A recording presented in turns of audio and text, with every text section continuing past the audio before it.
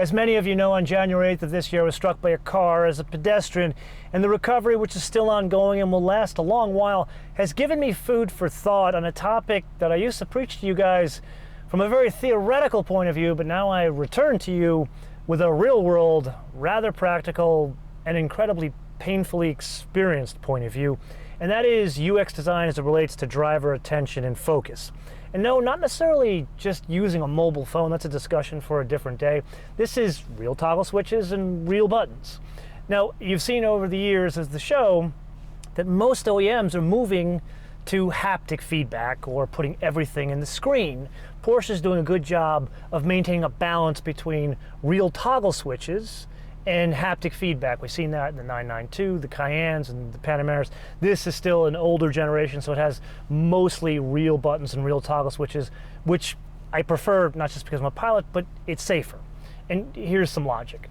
So you develop some muscle memory after spending, I'd say 5 minutes or a couple days with a car where your arm just kind of moves to, in this case, the toggle switches for the HVAC, or in a case of a car that's high performance like this, you might change driver programs. So I would argue that needs to be a real button, not haptic feedback or something buried in the screen.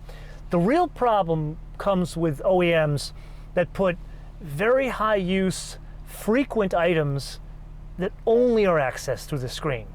That's where you set up the driver for disaster. Here's a real-world suggestion on improving the functionality of real toggle switches and real buttons.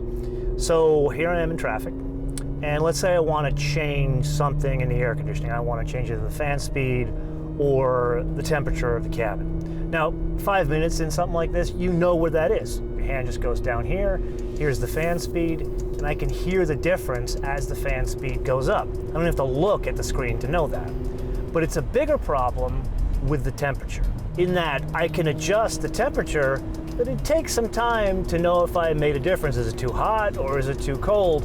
And here I would suggest Zuffenhausen would incorporate a head-up display in pretty much all their cars, which they really don't offer.